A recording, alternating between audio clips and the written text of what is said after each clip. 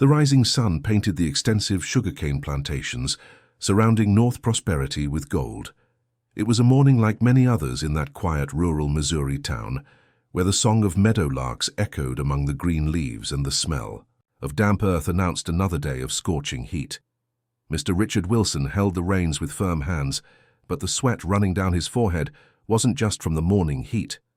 The man in his 60s, owner of vast properties in the region, stared fixedly at the caramel-colored horse he was leading down the dirt road. The animal, with its dull coat and tired eyes, walked with slow steps, as if it sensed what was to come. "It'll be better this way," Richard muttered to himself, his hoarse voice carrying a weight he couldn't explain. "Better for everyone." Upon reaching a clearing near the sugarcane field, Richard stopped. The silence was broken only by the rustling of leaves in the wind and the heavy breathing of the horse. With mechanical movements, the farmer untied the rope that secured the animal to the saddle of his mare. The caramel-colored horse stared at him, with eyes that seemed to understand everything. There was a mute sadness there, a resignation that made Richard's chest tighten in a strange way. For a moment, his hands hesitated on the rope. I can't keep you anymore," he whispered, avoiding the animal's gaze. "Forgive me, Hope. Forgive this foolish old man." With a dry slap on the horse's flank, Richard pushed it away. The animal took a few faltering steps, turned once as if expecting its owner to change his mind, but found only the back of the farmer who was already riding away on his mare. The sound of hooves fading in the distance left Hope alone for the first time in his life. The caramel-colored horse remained motionless for long minutes, as if still unable to process what had happened. Then, slowly, he began to wander aimlessly among the rows of sugarcane. On the other side of the sugarcane field, in a simple house with peeling walls and a roof of broken tiles, Mrs. Martha Jenkins was finishing her morning coffee. At 70, the woman had lost her sight 2 decades ago, but her other senses had sharpened to such an extent that she could see the world in ways few understood. That morning, something was different. The wind carried a strange smell, mixed with the familiar aroma of ripe sugarcane. It was an animal smell of sweat and sadness, if sadness had a smell.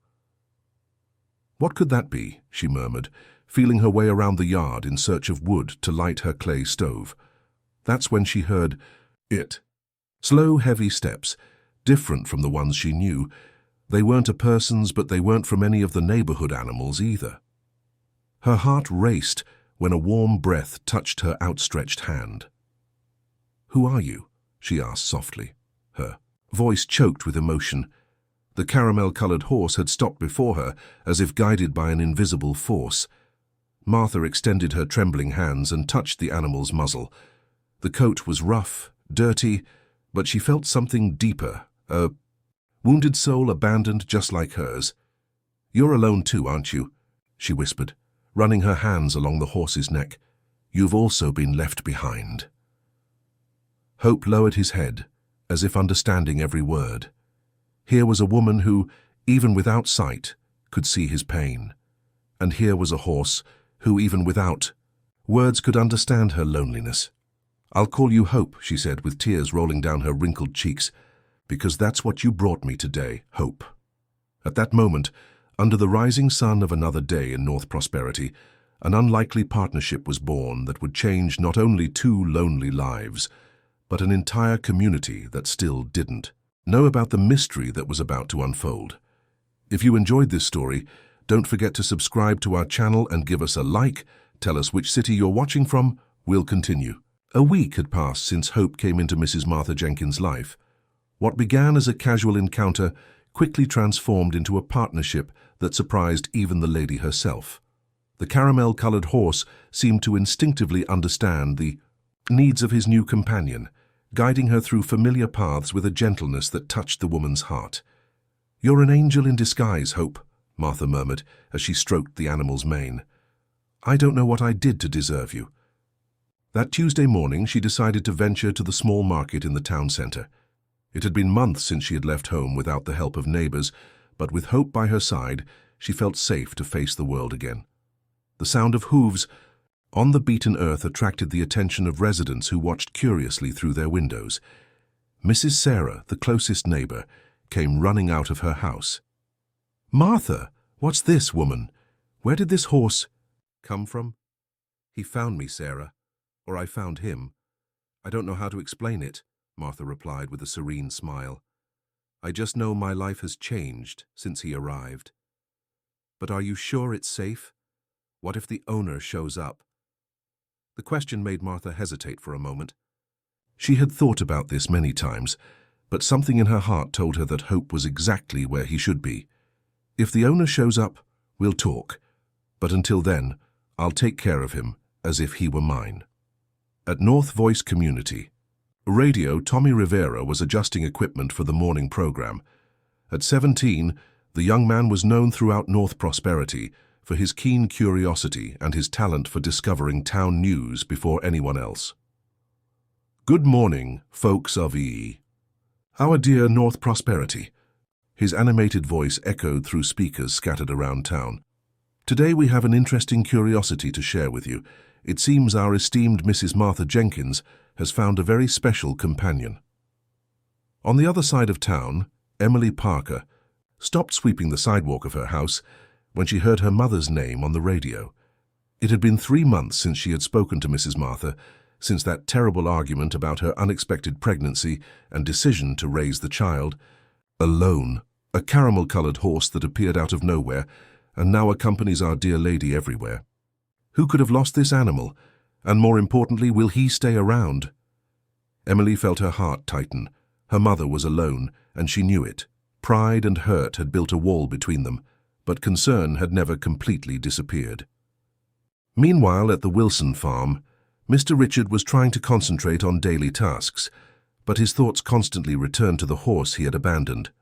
Several times he found himself looking toward the sugarcane field, as if expecting to see Hope appear on the horizon. "Boss, are you okay?" asked Jack, his oldest foreman. "You've been looking downcast for days." "I'm fine, Jack. Just thinking." "About life," Richard replied, averting his gaze. "If I may say so, boss, sometimes the decisions we make weigh more than we imagine. My grandfather used to say that horses have the memory of an elephant and the heart of a mother. When we hurt one, it doesn't forget, but it doesn't hold a grudge either." Jack's words echoed in Richard's mind for the rest of the day. There was something about the way the foreman had spoken that left him uneasy, as if he knew more than he was saying. Late that afternoon, Tommy decided to personally investigate the story of the mysterious horse. On his bicycle, he pedaled to Mrs. Martha's house and found a scene that deeply touched him. The lady was sitting on the porch, with Hope by her side, like old friends sharing the silence of the evening. The horse seemed to watch every movement, around protecting his new companion.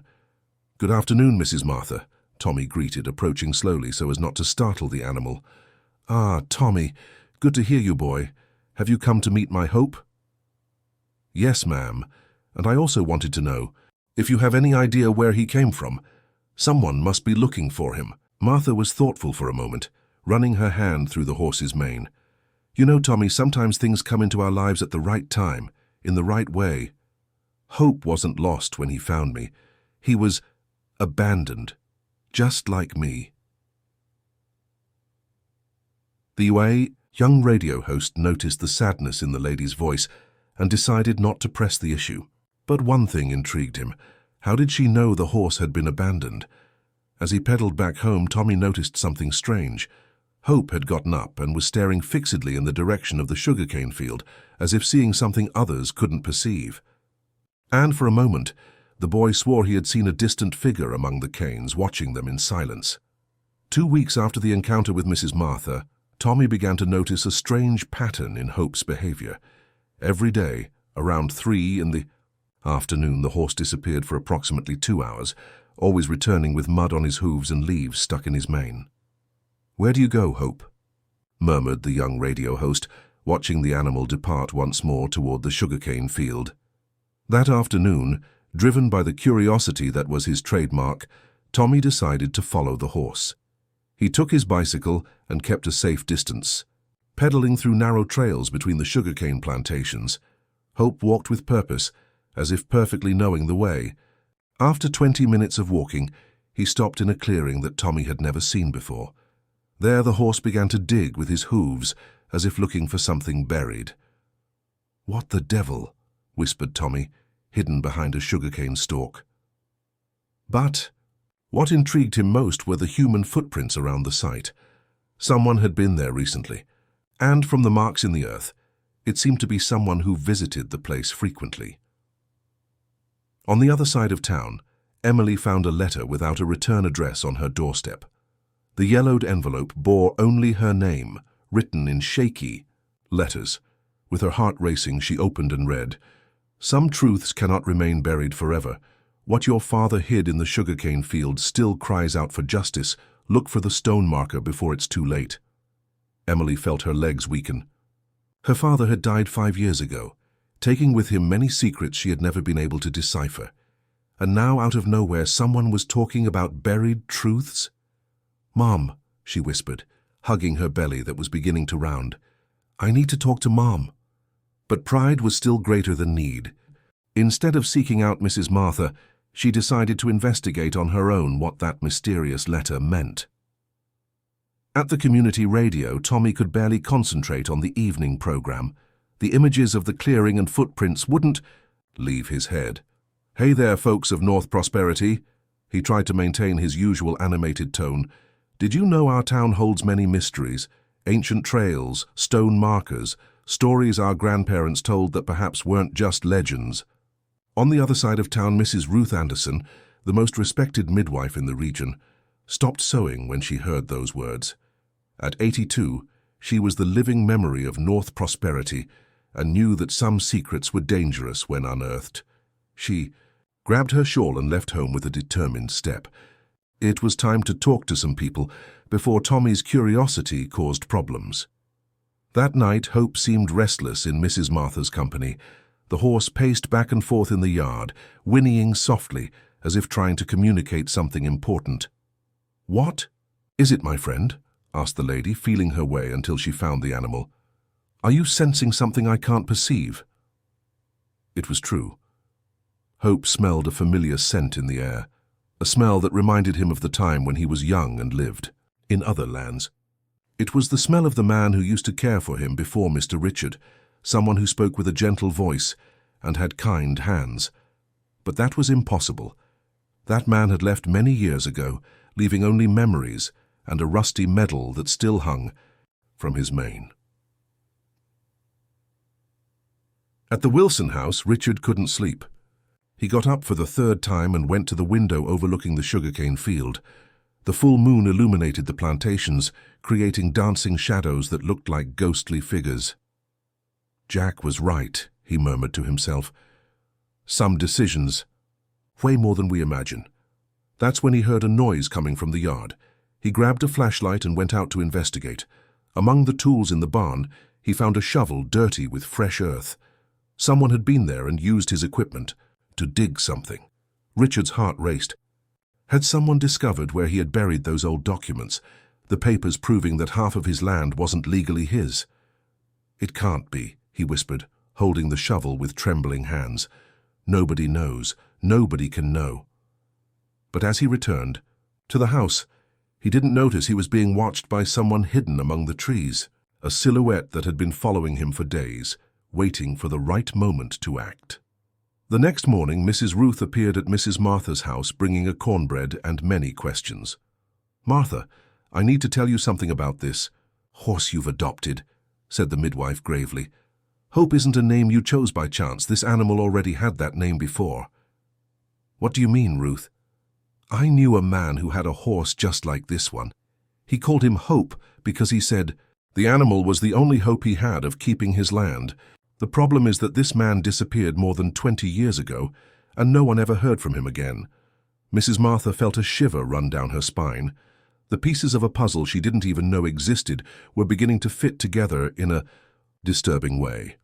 The storm arrived without warning in the early hours of Thursday. Furious winds swept through North Prosperity, knocking down branches, tiles, and a significant part of the region's sugarcane fields. Mrs. Martha spent the night awake, firmly holding the rope she had tied Hope with near the house to protect him from nature's fury. "Calm down, my friend," she whispered to the horse that whinnied nervously with the thunder. It will pass. Everything will pass. But when day dawned, it revealed more than destruction. In the area where Hope used to disappear every afternoon, the exposed roots of the uprooted sugarcane revealed an old wooden box, corroded by time and partially buried. Tommy was one of the first to arrive at the site, alerted by a resident passing along the trail. Carefully, he removed the box from the damp earth and examined its contents. Yellowed documents, old contracts, and a black and white photograph made his heart race. "My God," he murmured, analyzing the photo showing 3 men smiling next to a horse. On the back, an almost erased phrase, "To those who protect our dreams, 1985. One of the men in the photo vaguely resembled Mr. Richard, but much younger. The other 2 faces were unknown, but something about them seemed familiar. Town. News of the discovery spread quickly. Emily heard about the box while shopping at the small market and felt her blood freeze. The anonymous letter mentioned buried truths, and now literally something had been unearthed. She decided to seek Tommy at the radio station. She found the young man organizing the documents found, trying to decipher them. "May I see that?" she asked, pointing to the papers.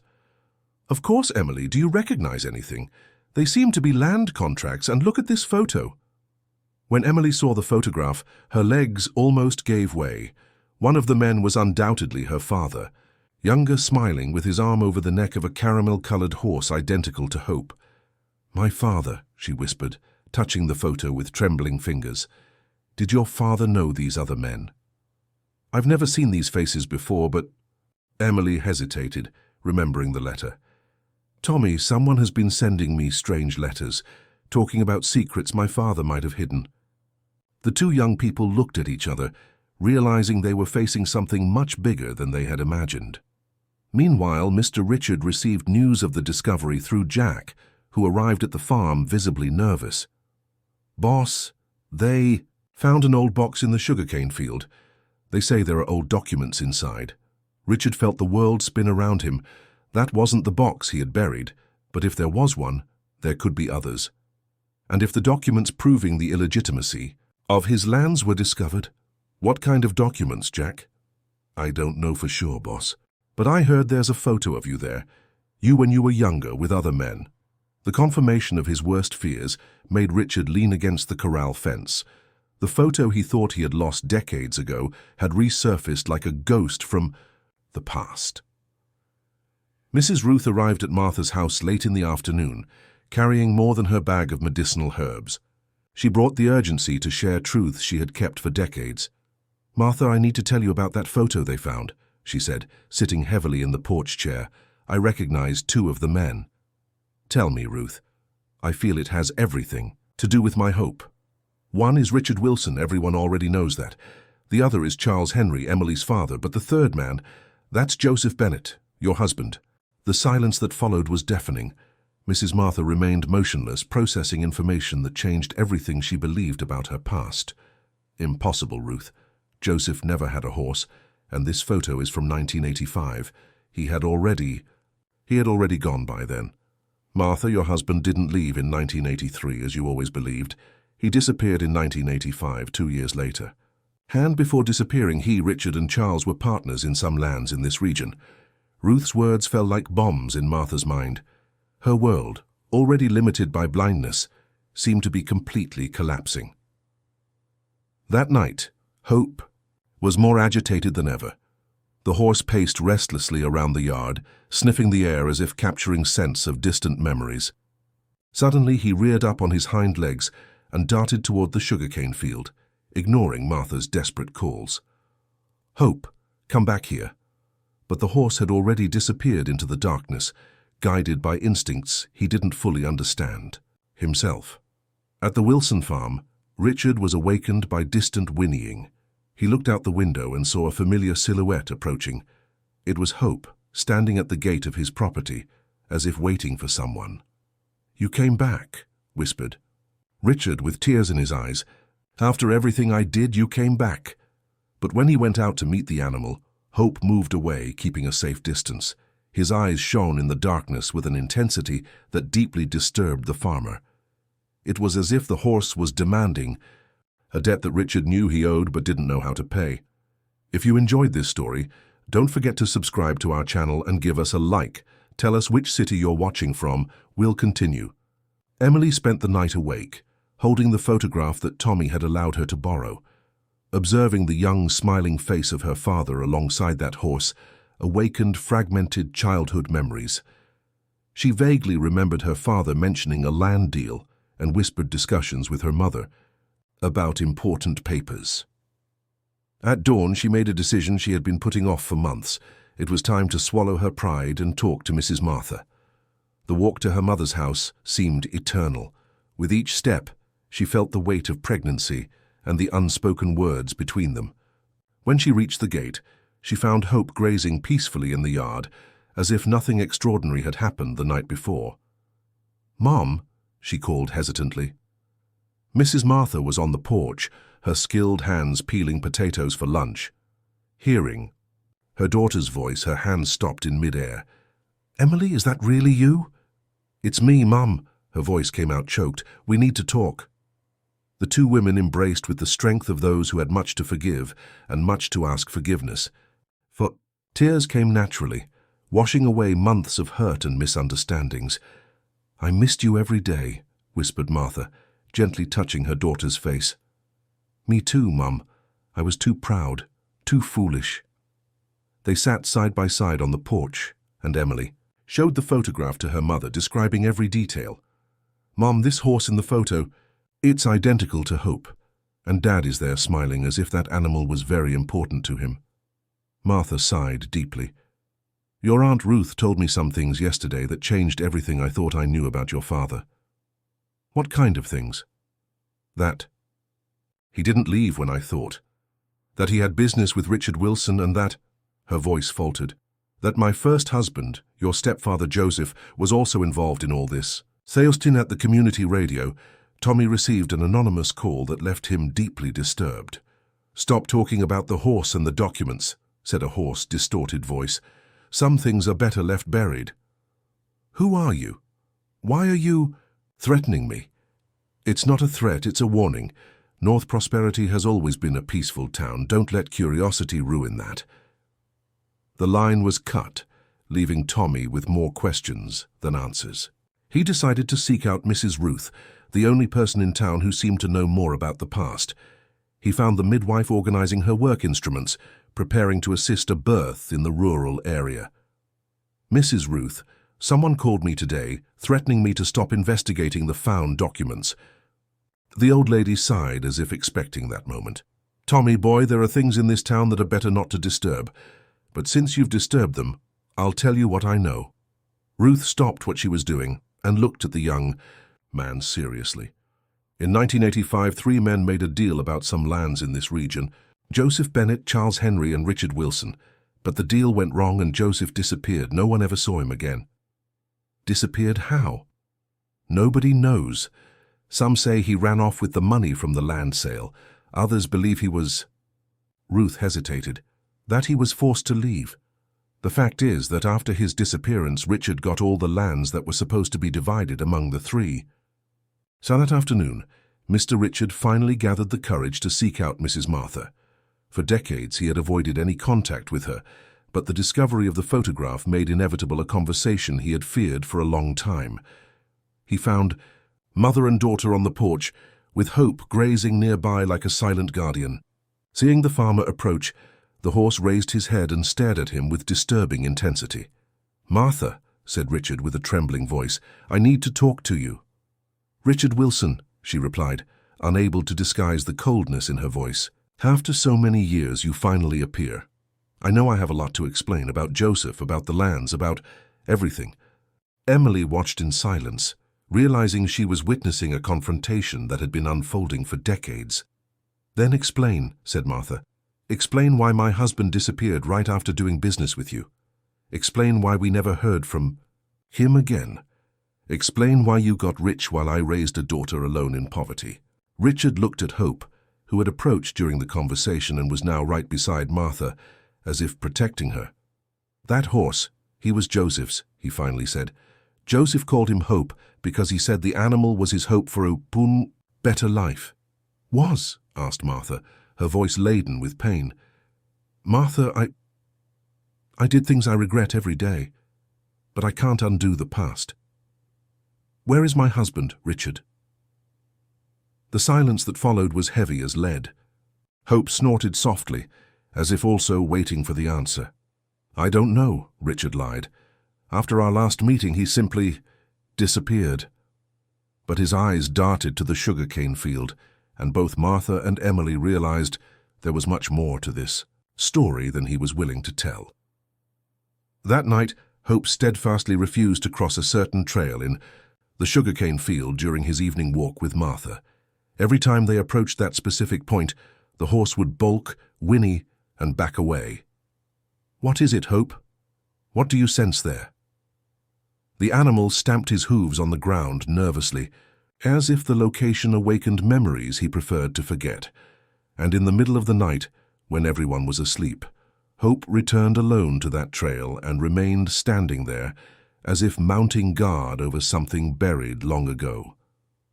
Tommy couldn't forget the threatening call. The next morning, he decided to personally investigate the location where Hope refused to pass. Equipped with a borrowed shovel and his unwavering determination, he pedaled to the mysterious trail. The spot was a small elevation in the middle of the sugarcane field, where the plants grew less densely. There was something different about that soil. The earth seemed to have been disturbed a long time ago and then abandoned. Tommy began to dig carefully, and after a few minutes, his shovel hit something solid. It was an ancient stone marker, with inscriptions almost erased by time. Cleaning the surface with his hands, he managed to decipher some words. Here lies the truth about 1985. Joseph Bennett. Tommy's heart raced. This wasn't just a marker, it was almost an epitaph. He continued digging around the stone, and found more objects. A dried leather wallet, a rusted wedding ring, and a piece of paper protected by plastic. The paper contained a handwritten confession that left him speechless. If anyone is reading this, it's because they finally discovered the truth. Joseph Bennett didn't run away. He was forced to leave after discovering that Richard had falsified documents to keep the lands that should have been divided among the three of us. Joseph threatened to report everything, and Richard made him disappear. Charles. Henry was too cowardly to prevent it. May God forgive us for this silence. While Tommy processed the shocking discovery, Emily received another anonymous letter. This time, the envelope also contained an old key and a rudimentary map. The key opens what your father hid to protect you. Follow the map to the abandoned barn on the Morris farm. Inside the third floorboard is the proof that your family didn't die poor by accident. Emily showed the letter to her mother, who immediately recognized the type of key. It's an old safe key, said Martha, feeling the cold metal. Your father had one of these when you were little. He said he kept important documents in it. Mom, I need to go to that barn. Will you come with me? Yes, daughter, Hope can take us there. At the Wilson farm, Richard paced back and forth in his office, restless. Jack had told him about a young man digging in the sugarcane field, and that had deeply disturbed him. Boss, you're very nervous, observed the foreman. Want me to go check what the boy found? No, Richard replied abruptly. I mean, don't get involved in this, Jack. It's better to leave things as they are. But Jack had known his boss for decades and knew when he was hiding something. That afternoon, he decided to investigate on his own the place where Tommy had dug. What he found left him astounded. Charles Henry's confession was still at the site, and Jack immediately recognized the handwriting. He had worked for Charles before coming to the Wilson farm and knew the man wasn't one to make up stories. My God, he whispered, carefully folding the paper. The boss really did this. In the abandoned barn, Martha and Emily discovered what the key opened. Inside an old safe, they found documents proving Charles Henry's participation in the land partnership and also evidence that he had tried to report Richard's irregularities. Your father was an honest man, Martha said, proudly. He discovered that Richard was stealing and wanted to do the right thing. But why did he never tell us anything? Because he died before he could prove anything, and because he was afraid Richard would harm us too. Among the documents was a letter addressed to Emily. My dear daughter, if you're reading this, it's because you've managed to find the truth I spent years trying to prove. Richard Wilson stole the lands that should have supported our family. Joseph Bennett discovered this and disappeared. I'm afraid the same will happen to me. That's why I'm hiding these proofs. One day when you grow up, you can use this to bring justice. I love you very much. Dad. Tired at night, Tommy, Emily and Martha gathered at the ladies' house to share their discoveries. The pieces of the puzzle finally fit together in a disturbing way. So Joseph really disappeared because he discovered the truth about the lands, concluded Martha. And my father also tried to report it but died before he could, added Emily. What worries me, said Tommy, is that someone is still trying to hide this truth. The threats haven't stopped. It was then that Hope, who had remained quiet throughout the conversation, suddenly stood up and walked to the window. His nostrils dilated, as if catching a familiar scent. What is it, Hope? Asked Martha. Outside, a silhouette watched the house in the shadows. When it realized it had been detected, it quickly moved away, but not before Tommy could see who it was. It was Jack. Mr. Richard's foreman, he whispered. He was spying on us. The next day, Jack sought out Richard with an ultimatum that would change everything. Boss, I know the whole truth. About Joseph, about the lands, about everything, he said, showing Charles Henry's confession. Richard turned completely pale. Jack, you don't understand. Yes, I do, boss, and now you have two options. Either you tell the whole town the truth, or I will. You can't do this to me, Jack. You've worked for me for 20 years. Exactly why, boss? Because after 20 years I discovered I work for a man who made an entire family suffer in poverty because of greed. Richard realized his house of cards was finally collapsing, and with the harvest festival approaching, when the entire town would gather, he knew he wouldn't be able to escape the truth much longer. The festival that traditionally celebrated the prosperity of North Prosperity would, this time, be the stage for revelations that would shake the entire town. The Harvest Festival of North Prosperity had always been the most anticipated event of the year. It was when the entire town gathered in the central square, among colorful banners, typical food stalls, and accordion performances that echoed until dawn. But in that year of revelations, the atmosphere was charged with tension. Richard Wilson didn't sleep the night before the festival. Jack's ultimatum echoed in his mind like a constant hammer. At 5 in the morning, he made a desperate decision. He needed to find a way to prevent the truth from coming to light, even if it meant leaving North Prosperity forever. He began organizing his most valuable belongings and important documents. But there was something he couldn't leave behind, the papers that proved his frauds, hidden in his personal safe. If he left town, Jack could search the entire farm and find even more compromising evidence. I need to destroy everything, he muttered to himself, taking the false documents he had created decades ago. At Mrs. Martha's house, the morning of the festival brought a disturbing discovery. Hope had disappeared during the night, and for the first time since he had come into her life, he hadn't left any traces of where he might have gone. Mom, Hope has never stayed out all night, said Emily, worried. Something's wrong. I feel it too, daughter.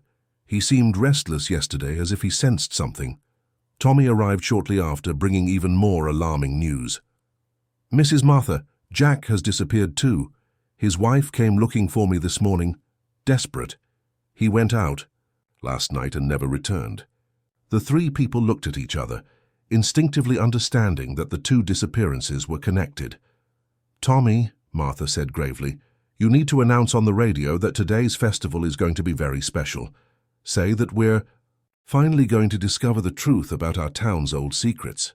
But Mrs. Martha, without the evidence Jack had, how are we going to prove anything? Emily smiled for the first time in days.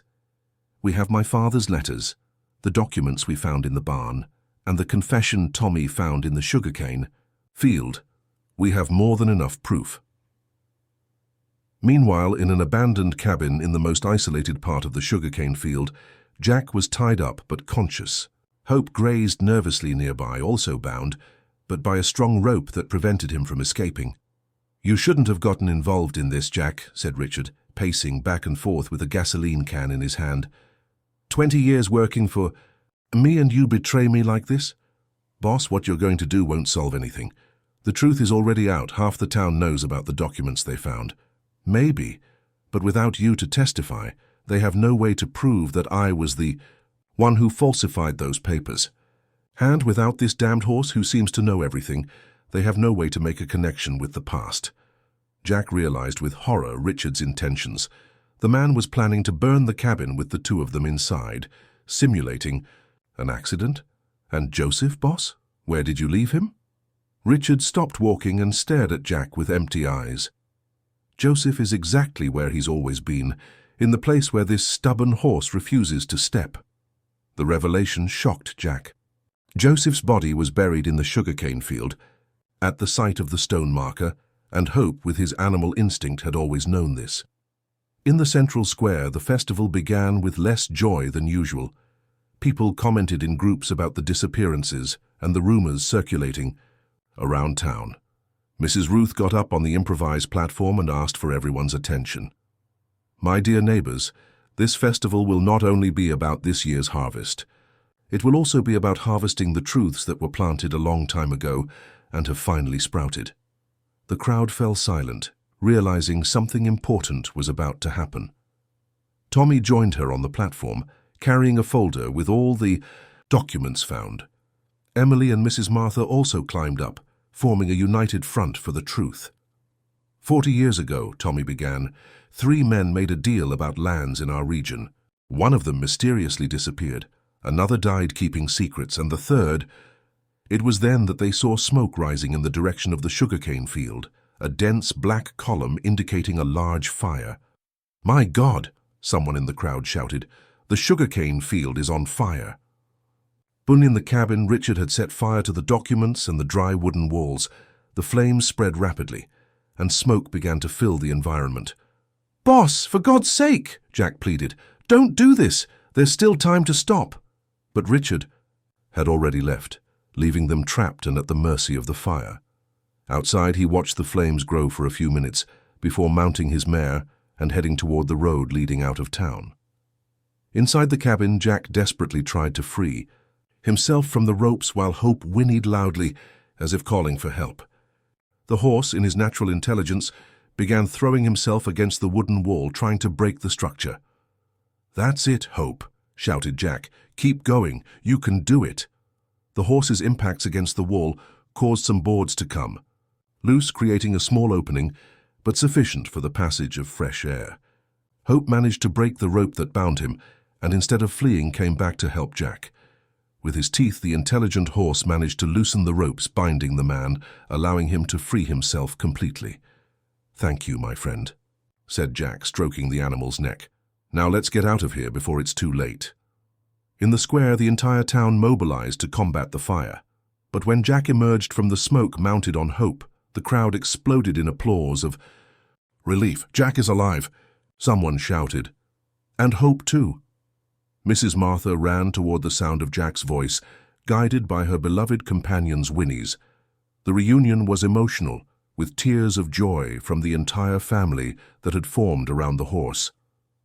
"Jack," Tommy said urgently, "where is Mr. Richard?" "He fled, boy, but before that he confessed something terrible to me." Jack looked at the gathered crowd. "Joseph Bennett didn't disappear. He's buried in the sugarcane field, in the place where Hope never wanted to step." A shocked murmur ran through the crowd. Mrs. Martha leaned on Emily, finally understanding why her first husband had never returned home. The harvest festival had transformed into the day when North Prosperity would finally reap the truth about its darkest past. The dawn following the festival brought a transformation that no one in North Prosperity could have imagined. The entire town gathered again, this time in the sugarcane field, to witness the discovery that would end decades of mystery. At the location where Hope had always refused to step, the authorities found exactly what Jack had revealed. The remains of Joseph Bennett were there, along with a medal identical to the one Hope carried in his mane. the final proof that the horse had always known the truth that humans took 40 years to discover. Mrs. Martha, supported by Emily and accompanied by Hope, remained silent before the discovery. Her tears were not only of pain but of relief. She could finally properly bury the man she had loved and give him the dignity he deserved. "Now I understand why you came to me, Hope," she whispered to the horse, caressing his mane. "You brought the truth back home." 3 days later, Richard Wilson was found in a neighboring town trying to sell his lands to an outside buyer. The evidence gathered by Tommy, Emily, and Jack was irrefutable. Faced with community pressure and documentary evidence, the farmer finally confessed everything. "I was young and ambitious," he said, before the entire town gathered in the square. "When Joseph discovered I had falsified the documents to keep his share of the lands, he threatened to report me. I lost my head and pushed him. He hit his head on a stone and didn't get up again." The confession echoed like thunder over North Prosperity. Richard continued, his voice choked. "I buried the body in the sugarcane field and spread the version that he had run away. Charles suspected everything, but I convinced him to keep quiet in exchange for a portion of the lands. When he began to have remorse and wanted to tell the truth, Fate took him before he could do so." Mrs. Martha rose from the bench where she was sitting and walked to Richard, guided by Hope. Everyone expected words of anger, of vengeance. But what came from her lips surprised them all. "Richard, you stole 40 years of truth from me. You robbed my daughter of the chance to have a better life. But harboring hatred won't bring Joseph back or erase the suffering we went through." She extended her trembling hand toward the man's face. "You will return to our families what is rightfully ours. You will repair the harm you've done. And then, perhaps one day, you may find forgiveness." The reparation came faster than anyone expected. Richard, shaken by the weight of the confession and Martha's unexpected forgiveness, divided his lands between the families of Joseph and Charles. Emily, now owner of a significant part of the best lands in the region, decided to transform them into an agricultural cooperative that would benefit the entire community. "My father and Joseph dreamed of seeing this land prosper for everyone," she said on the day the documents were signed. "Now that dream will come true." Tommy was invited to be the cooperative's administrator, leaving the radio to dedicate himself to the project that would change the economy of North Prosperity. But he didn't completely abandon communication. He created a weekly newspaper that told the positive stories of the town and kept alive the memory of the lessons learned. 6 months later, on a golden autumn morning, Emily gave birth to a healthy girl in Mrs. Martha's house with the assistance of Mrs. Ruth. The child was born while Hope grazed peacefully in the yard, as if knowing that a new life cycle was beginning. "What will you name the girl?" asked Ruth, placing the baby in the mother's arms. Emily looked out the window and saw Hope, who had become not only her mother's companion, but the symbol of renewal for the entire town. "Hope," she said with a smile. "Hope Martha, in honor of my mother and the four-legged angel that brought the truth back to our family." Mrs. Martha cried with emotion upon hearing her granddaughter's name. From the yard, as if understanding the tribute, Hope the horse whinnied, softly, a sound that was not of sadness but of joy. A year later, North Prosperity had transformed into the most prosperous town in the region. The agricultural cooperative created by Emily generated jobs and income for dozens of families. The annual harvest festival came to include a special celebration called Truth Day, when the community renewed its commitment to honesty and transparency. Richard Wilson, who fulfilled his promise of reparation, moved to a distant town, but before leaving, made one last visit to Mrs. Martha. "I wanted you to know," he said, "that I've learned to live with the truth, and that I'll carry the lesson you taught me about forgiveness for the rest of my life." Martha merely nodded, caressing Hope, who remained by her side. The horse had aged, but remained strong and protective. At the end of a particularly beautiful afternoon, 3 generations of the family gathered on the porch of the simple house that was now the heart of a prosperous property. Mrs. Martha, at 75, held little Hope in her lap. Emily, radiant and fulfilled, watched her daughter play with her grandmother's fingers. And beside them, grazing peacefully, Hope the horse completed the picture of a family that had found its peace. "You know, daughter," said Martha, "sometimes the most beautiful things in life come when we least expect, and sometimes an abandoned heart is exactly what we need to find our way back home." Emily smiled, looking at the horizon where the sun was setting over the plantations that now belonged to her family. "Mom, do you think Dad and Joseph would be proud of what we've done?" "I'm certain, my daughter. They planted seeds of love and justice that took 40 years to sprout. But look what a wonderful harvest we've had." The gentle wind rustled the leaves of the trees, carrying with it the aroma of fertile earth and renewed hope. And there on that simple porch, 3 women named Hope, the grandmother, the mother, and the daughter, and a horse that had united them, proved that some stories don't have an end, only new beginnings. North Prosperity had learned that truth. However painful, always liberates. And that hope, even when it seems lost, always finds a way back to the heart. If this story interested you, don't forget to subscribe to our channel and give us a like. Tell us